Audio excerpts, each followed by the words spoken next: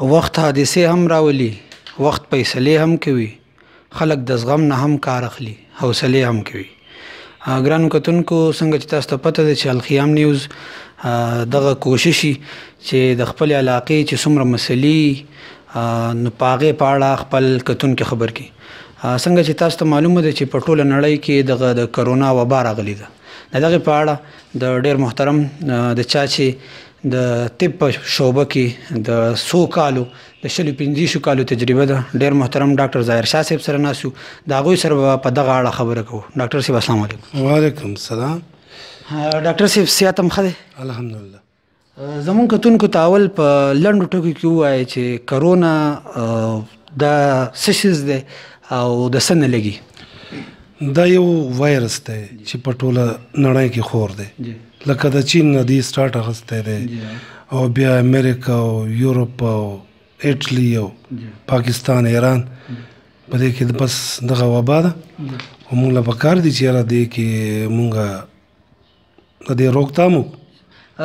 ډاکټر صاحب بلا خلک خبرې کوي مختلف د طب په کوم ادارې چې دي هغه هم د حکومتونو د خوا احتیاطي تدابیرو باندې ډېر زیات زور ورکولی کېږي. نو په دغه اړه زموږ کتونکو ته ووایي چې کوم لکه څوک وایي چې ماسک د ټول نه ښه ذریعه ده، څوک وایي چې نه 20 منټه پس لاس وینځل د ټول نه ښه ذریعه ده. نو په دغه اړه زموږ کتونکو لږ خبر. نو لاس وینځل خو لازمي دي، ماسک لګول لازمي دي، ګڼه ګوڼه جوړول لکه فرض که یو ځای کې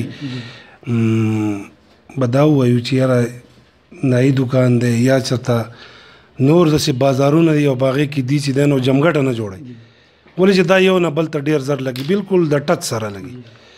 نو په دغې باندې روکتام پکار دی چې دی یو بل سره ډېر زیات دغه نه کېږي. بل ډاکټر صاحب زمونږ چې کوم خلک دی یا د ناپوهۍ د وجې نه که چېرته خدای مکه خدای دې نه کړي که چېرته زمونږ په علاقو کې هم چېرته کیس راشي نو په هغې باندې مونږ خپې اړه وراړو، حکومتي چارواکي ترې نه خبرو، د کم د طب ماهران چې دي هغه ترې نه خبرو. نو په دغه اړه څه وایي چې دا زموږ ذمهواري ده. لکه فرض که یو کس دی هغه د یورپ نه راغلی دی یا فرض که دوبۍ نه راغلی دی، سعودي نه راغلی دی، د هغې ټریولینګ هسټري چې کوم د هغه دلته مونږ ته معلومه وي چې یاره دا کس راغلی دی او په کار ده چې هغه مونږ دغه کړو، مخامخ کړو چې د هغې ټسټ وشي او د هغې نه پس چې ټسټ دغه کلیر وي که نه نو بیا پکې څه دغه دي، خو لازمي په کار ده مونږ له چې مونږ دا کیس هغو ته فرض که خدا نخواست دلته یو کیس راغی، هغه کیس په بیا په دې نړۍ کې او په دې علاقه کې دا به دونه خور کړي چې هغه به بیا زمونږ د هغې مخنیوی بیا به ډېر ګران وي.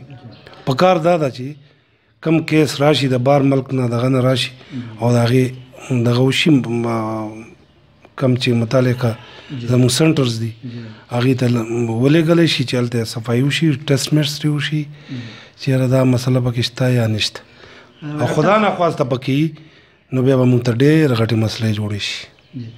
ډاکټر صاحب زموږ په علاقه کې هم د قرنطینه سنټر شته، د هغې په اړه لږ کتونکو ته ووایه که چېرته خدای مکه کیس راځي نو چې بر وخت د ګل آباد هسپتال سره رابطه.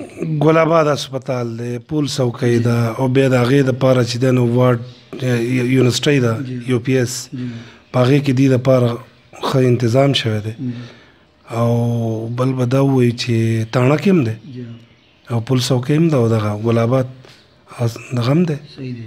بل ډاکټر صاحب څنګه چې د صحت د محکمې کم افسران دي، کم پوهان دي، ډاکټران دي، هغوی د ټولو نه ښه چې کم احتیاطي تدبیر دی نو هغه دا وایي چې باید بې ضرورته بار راونه وځو، په کور کې کینو. نو په دغه اړه لږ کتونکو ته ووایي چې په کور کې کیناستل څنګه موږ بچ کولی شي؟ نو زه به دا ووایم چې اوس بلا ضرورته به بازار کې څه ګرځي، هغه ضرورت ته دی، څوک بیمار دی دغه د سره نشته، خوراک سکاک سامان نشته، راوځه خپل سامان واخله او کور کښېنه. نو اوس بلا ضرورته په بازارونو کې ګرځېدل دا خو زه مناسب نه ګڼم چې دی په بازارونو کې هسې ګرځي. پولیس هغې زغلی او دی بیا راوځي، هغې زغلی او دی بیا راوځي. او بل ډاکټر صاحب په دې کې د حکومت څخه خپل دغه نشته خو هم دغه انټراکشن د خلکو په منځ کې کمول دي او دغه واحد لار د کرونا نه د بچ کېدو. بالکل دغه واحد علاج دی چې اوس دی لږ دغه وکړي لږ یو څو ورځې یا به زیات 10-15 ورځې به دغه وي او انشاءالله که مونږ چېرته دا روکتام ونه کړو او دا دغه شان بلا ضرورته بازارونو ته راوتو یا چوکونو ته راوځو یا یو ځای کې جمګټه جوړو نو دا به موږ ته ډېرې غټې مسلې جوړې شي. اوس ډېر چا په تندي خو نه لیکلي چې دا د دې سیز شکار دی خو لکه مسلې به بیا ډېر زیات یو کیس چې راشي هغه یو کیس لکه فرض که یو کس راغی هغه راغی جومات ته یا فرض که داسې په لاره دغه کې میلاو شي او دا بالکل د ټچ سره لګي هغه به لاړ شي بل ځای ته به لاړ شي بل ځای ته ټوله علاقه به راګیره کړي. په کار ده چې هسې بغیر ضرورته ولې د کور نه راوځي ښه کور کښېنئ او دغه واحد حل دی. ډاکټر صاحب الله دې وکړي چې دغه ټوله نړۍ د کرونا د دې وبا نه بچ شي.